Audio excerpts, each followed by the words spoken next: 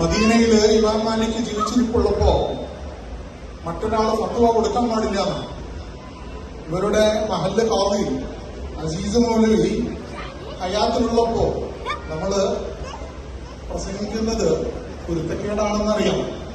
ഏതായാലും അദ്ദേഹത്തിന്റെ അനുമതിയോടുകൂടി രണ്ട് വർത്താനം പറഞ്ഞ് അവസാനിപ്പിക്കണം.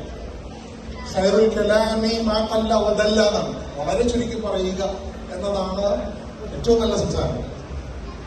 ഇവിടെ രണ്ട് കുടുംബങ്ങളൊന്നാവുകയും ഇസ്ലാമിന്റെ സാങ്കേതിക ഭാഷയില് കുടുംബം എന്നതിന് വിശുദ്ധ ഖുർആൻ ഉപയോഗിച്ച വാക്ക് ഖരീബ് എന്നാണ്. കിത്ത് ആൻഡ് കിൻ എന്ന് ഇംഗ്ലീഷ് പറയുമല്ലോ. ഏറ്റവും അടുത്ത ബന്ധുവിനെയാണ് ഖരീബ് എന്ന് പറയുന്നത്. നമ്മുടെ അളിയൻ ഷെരീഫിന് മൂവാറ്റുപുഴയിൽ നിന്ന് കിത്ത് ആൻഡ് കിന്നൊക്കെ ലഭിക്കുകയാണ്. വളരെ അടുത്ത് സാമീപ്യമുള്ള ആളുകളെയാണ് ഖരീബ് എന്ന് പറയുന്നത്. ഹസീഫ് അദ്ദേഹത്തിന്റെ ഒരു മകനായി കടന്നു വരികയാണ്. മരുമകൻ എന്നതല്ല, മകനായാണ് ഹസീഫ് ഷെരീഫ് സാഹിബിന്റെ കുടുംബത്തിലേക്ക് കടന്നു വരുന്നത്. ലാമി മൂവാറ്റുപുഴയിലേക്ക് പോകുന്നത് അവരുടെ ഖരീബായി, വളരെ അടുത്തുള്ളവൻ എന്നാണ് സാമീപ്യം എന്നുള്ള അർത്ഥത്തില് അറബി ഭാഷയില് ഖരീബ് അല്ലെങ്കിൽ ബന്ധു എന്ന് ഉപയോഗിക്കുന്നത്.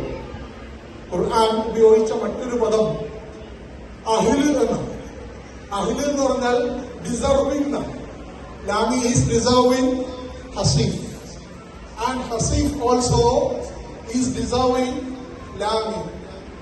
ലാമി ഹസീഫിന്റെ അർഹയായവളാണ്. ഹസീഫ് ലാമിയുടെ അർഹനായവനുമാണ്.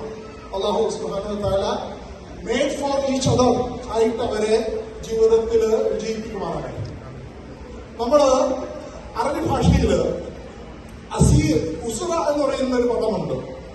സാങ്കേതിക ക്ലാസിക്കൽ അറബി ഭാഷയിൽ ഉപയോഗിക്കുന്ന ഒരു പദമാണ്.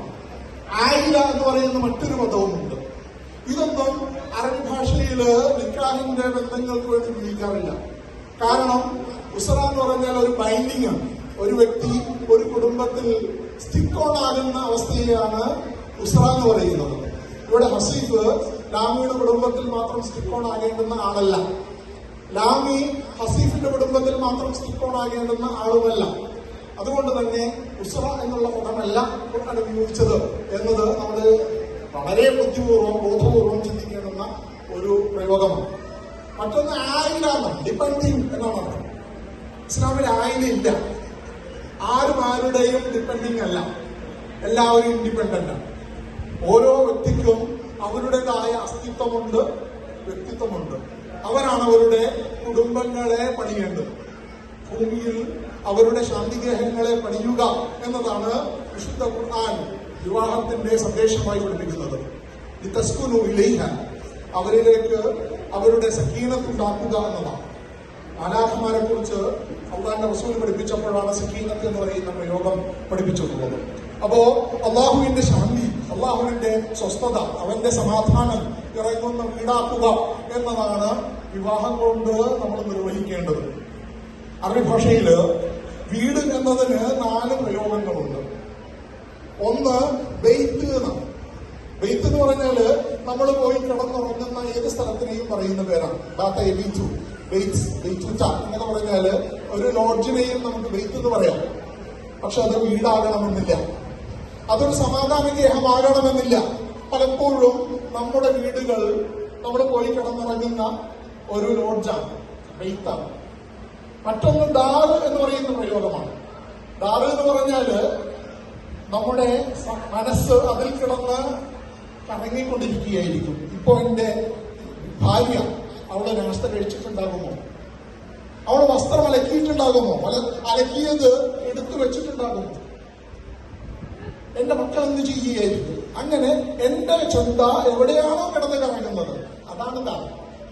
അതും ഇസ്ലാമികമായി കുടുംബമാകുന്നില്ല. മറ്റൊന്ന് പറഞ്ഞത് മൻസിൽ എന്ന് പറയുന്ന പ്രയോഗമാണ്. മൻസിൽ എന്ന് പറഞ്ഞാല് ഏത് പാതിരാത്രി വന്നാലും അതിഥിക്ക് എന്തെങ്കിലും ലഭിക്കുന്ന ഇടമാണ്.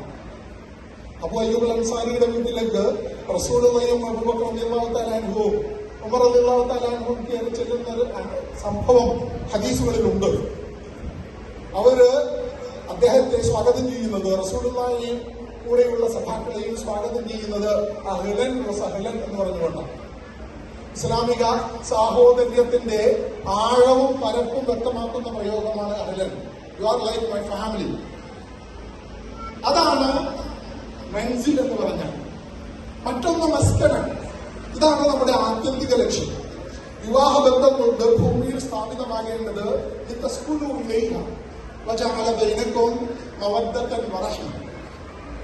അവരിൽ നിന്നും ശാന്തി അനുഭവിക്കാൻ, കുടുംബം ഇമ്പമുള്ളതാവുക എന്നതാണ് എന്നതിന്റെ പച്ചമലയാണ്.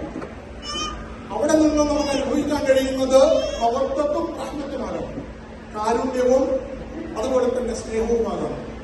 പരസ്പരം കാരുണ്യവും സ്നേഹവും അങ്ങോട്ടും ഇങ്ങോട്ടും കൊടുക്കാൻ കഴിയുന്ന ഇടങ്ങളെയാണ് ഇസ്ലാമിന്റെ സാങ്കേതിക ഭാഷയിൽ മസ്കൻ എന്ന് പറയുന്നത്.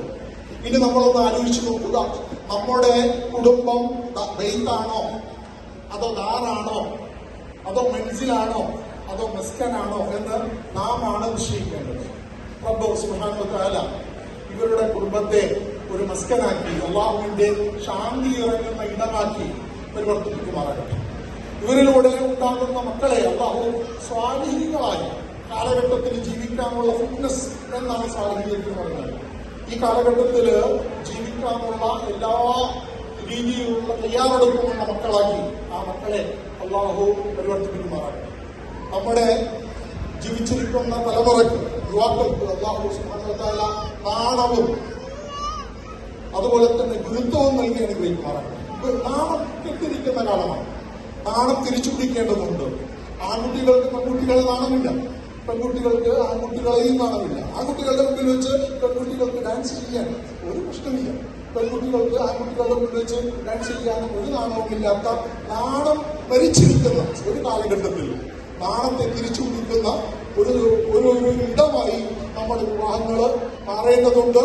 അതുകൊണ്ട് തന്നെ നമ്മുടെ വിവാഹങ്ങളിൽ നമ്മൾ മിംഗ്ലിംഗ് പ്രോത്സാഹിപ്പിക്കാത്തത് അതുകൊണ്ട് തന്നെയാണ്. കാരണം ലജ്ജ തിരിച്ചു പിടിക്കേണ്ടത് നമ്മുടെ ബാധ്യതയാണ്. നാണമില്ലാത്തവന് വിശ്വാസിയല്ല, നാണമില്ലാത്തവന് എന്തുമാകാം, പക്ഷേ വിശ്വാസിയാക്കാൻ സാധ്യമല്ല. അപ്പോ നമ്മുടെ കുടുംബങ്ങളിൽ, നമ്മുടെ മക്കളിൽ, പുതിയ തലമുറയിൽ തിരിച്ചു പിടിക്കേണ്ടുന്ന ഒരു മൂല്യമായി, ഈ വിവാഹത്തിന്റെ സന്ദേശമായി നാം നെഞ്ചിലേറ്റേണ്ടത് നാണം എന്ന് പറയുന്ന ഇസ്ലാമിക സംസ്കാരത്തെ നെഞ്ചിലേറ്റുക എന്നതാകണം. ഈ കുടുംബത്തെ അല്ലാഹു സുബ്ഹാനഹു വ തആല അനുഗ്രഹിക്കുമാറാകട്ടെ. അവന്റെ കാരുണ്യവും അവന്റെ ശാന്തിയും ഇറങ്ങുന്ന ഇടമായി ഇവരിറങ്ങുന്ന എല്ലാ ഇടങ്ങളും പരിവർത്തിപ്പിക്കുമാറാകട്ടെ. അഖൂലു ഖൗലി ഹാദാ വഅസ്തഗ്ഫിറുല്ലാഹ ലി വലക്കും വലിസായിരിൽ മുസ്ലിമീന മിൻ കുല്ലി ദംബിൻ ഫസ്തഗ്ഫിറുഹു ഇന്നഹു ഹുവൽ ഗഫൂറുർ റഹീം. ഇവിടെ ഒരുമിച്ച് കൂടിയിട്ടുള്ള എല്ലാ ബന്ധുക്കൾക്കും ചെയ്യാനുള്ള ഒരേ ഒരു സുന്നത്താണ്. ഈ കുത്തുബ പോലും സുന്നത്തല്ല, അതൊരു നല്ല ശീലമാണ്. ആകെയുള്ള സുന്നത്ത് എന്ന് പറയുന്നത് അവർക്ക് വേണ്ടി പ്രാർത്ഥിക്കലാണ്. ബാറക്കല്ലാഹു ലക്കുമാ വബാറക അലൈക്കുമാ വജമഅ അല്ലാഹു ബൈനകുമാ ഫീ ഖൈർ. ബാറക്കല്ലാഹു ലക്കുമാ വബാറക അലൈക്കുമാ വജമഅ അല്ലാഹു ബൈനകുമാ ഫീ ഖൈർ എന്ന് എല്ലാവരും ആത്മാർത്ഥമായി അല്ലാഹു സുബ്ഹാനഹു വ തആലയോട് പ്രാർത്ഥിക്കുക. അല്ലാഹു സുബ്ഹാനഹു വ തആല ഈ നമ്മുടെ രണ്ട് മക്കളെയും സ്വാലിഹീങ്ങളാക്കട്ടെ. അവരുടെ മക്കളെയും അവരുടെ കുടുംബങ്ങളെയും അവരുടെ അനന്തരാവകാശികളെയും അല്ലാഹു ഭൂമിയിൽ നല്ല സ്വാലിഹീയത്തിന്റെ, ഹാപ്പിനെസിന്റെ, എല്ലാത്തിന്റെയും ഫിറ്റ്നസിന്റെ അർഹരായി ഭൂമിയിൽ അടയാളപ്പെടുത്തുമാറാകട്ടെ. അഖൂലു ഖൗലി ഹാദാ വഅസ്തഗ്ഫിറുല്ലാഹ ലി വലക്കും വആഖിറു ദുആഇ അൽഹംദുലില്ലാഹി റബ്ബിൽ ആലമീൻ.